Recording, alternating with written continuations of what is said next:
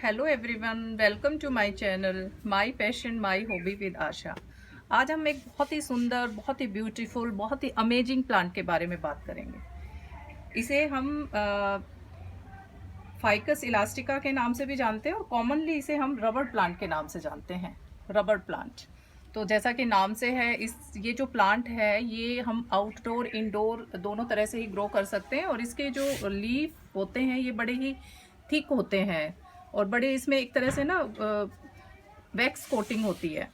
और इसमें एक वाइट कलर का सब्सटेंस होता है जिसे हम लेटेक्स के नाम से जैसे हम इसे जानते हैं। वो वाइट कलर का सब्सटेंस होता है, दूध जैसा होता है, स्टिकी होता है। तो वो अगर आपके घर में जैसे छोटे बच्चे हैं या आप भी काम कर रहे हैं और आपके हाथ में अगर वो वाइट सब्सटेंस लग जाता है तो आप उसे तुरंत वॉश करना चाहिए, साबुन से वॉश करना चाहिए, क्योंकि कुछ लोगों को इससे एलर्जिक प्रॉब्लम्स भी हो जाती हैं। तो चलिए हम बात करते हैं इस इंडोर और ये बहुत ही सुंदर इंडोर और आउटडोर प्लांट है। इंडोर हम इसको रख सकते हैं और अगर हम इसे इंडोर रखते हैं तो हमें कुछ बातों का ध्यान रखना पड़ेगा इसके लिए। तो किन किन बातों का ध्यान रखना होगा?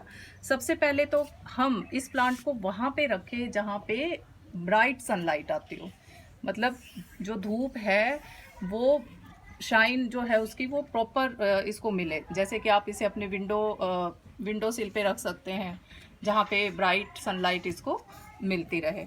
दूसरा है कि हमें वाटर का हमें इसका ध्यान रखना पड़ेगा, वाटर रिक्वायरमेंट्स का हमें इसका प्रॉपर ध्यान रखना पड़ेगा, क्योंकि अगर हम इसे अंदर रखेंगे तो इसे हम ओवर वाटरिंग ना करें।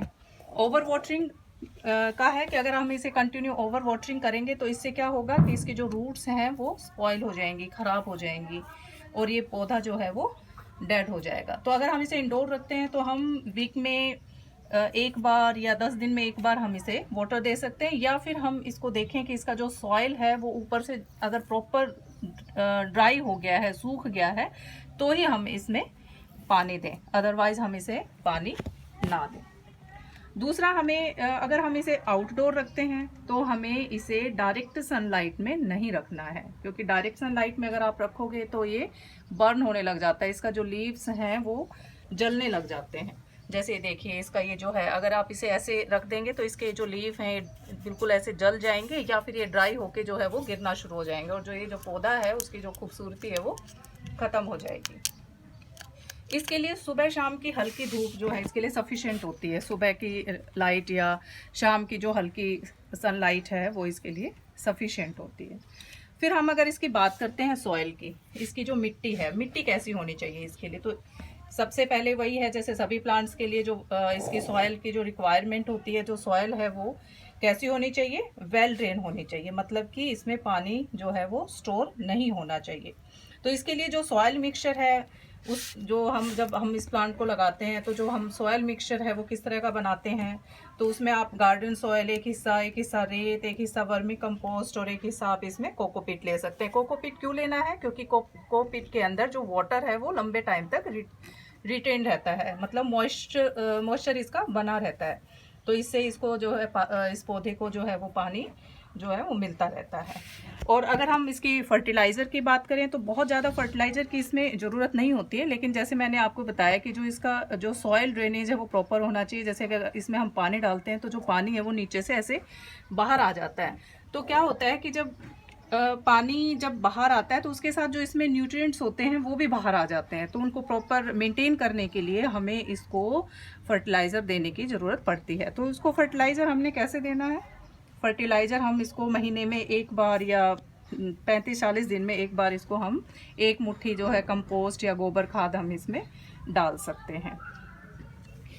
अगर हम इसकी बात करें इसके प्रोपोगेशन पे, तो आप इसको कैसे प्रोपोगेट कर सकते हैं? तो एक तो ये इसको हम कटिंग से, जैसे हम इसको यहाँ से कटिंग से इसको लेके और अगर हम इसको लगा दें सॉइल के अंदर तो वो इस तरह से हम इसको प्रोपोगेट कर सकते हैं। दूसरा, इसका जो ये एंटी नोड्स होते हैं यहाँ पे, इसको एयर लेयरिंग से भी हम इसको प्रोपोगेट कर सकते हैं। जैसे कि ये जो एंटी नोड्स हैं तो यहाँ पे ये जो ये वाला हिस्सा है, इसकी जो ये स्किन है, अगर हम इसको पील कर दें, छील दें और उस पे हम चिकनी मिट्टी में थोड़ा सा जैसे वर्मी कंपोस्ट लेके और उसका एक बॉल बना के और उसके ऊपर ऐसे गोल करके इसको चिपका के और इस पर अच्छे से जो है कोई पॉलीथीन या जो कोई प्लास्टिक पेपर है उससे इसको सील कर दें, अच्छे से इसको बांध दें।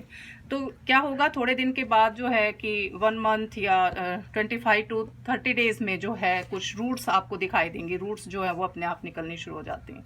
उस टाइम क्या करेंगे, आप उसको यहाँ से कट करेंगे और उसको सॉइल में डाल देंगे। तो इस तरह से भी आप इसको प्रोपोगेट कर सकते हैं। तो इस तरह से ये जो है, दूसरा ये है कि जैसे आप इंडोर प्लांट्स है, ऑब्वियसली इंडोर प्लांट्स अगर आप रखते हैं तो ये आप एयर प्यूरिफिकेशन के लिए बहुत ही बेस्ट प्लांट है, जो एयर के अंदर जो टॉक्सिक्स होते हैं, जो इम्प्यूरिटीज़ होती हैं एयर के अंदर, उनको ये बहुत अच्छे से प्यूरिफाई कर पाता है। और देखने में भी ये, आप इसे एक इंडोर डेकोर की तरह से आप इसको यूज़ कर सकते हैं। अगर आपके बेडरूम में, आपके लिविंग रूम में अगर ये प्लांट रखा हुआ है तो ये बहुत ही ज़्यादा सुंदर नज़र आता है, बहुत ही खूबसूरत सा ये प्लांट है। तो इस तरह से आप इसे अपने घर में रख सकते हैं।